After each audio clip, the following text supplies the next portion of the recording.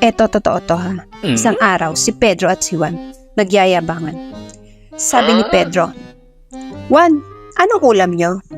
Sabi naman ni Juan, "Blanch, green leafy veggie with crushed sweet tomatoes in a sparkling salted seafood." Ha? Sabi ni Pedro, "Wow, ang sarap ah. Ano yun?"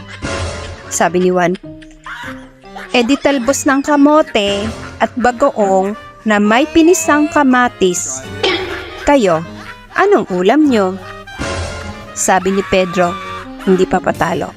Sinusyalan, "Well, fish fillet del El Niño." Oh, wow! Napakasosyal. Ano yun? Sabi ni Juan. Di tuyo. Akala mo patalo ko sa'yo.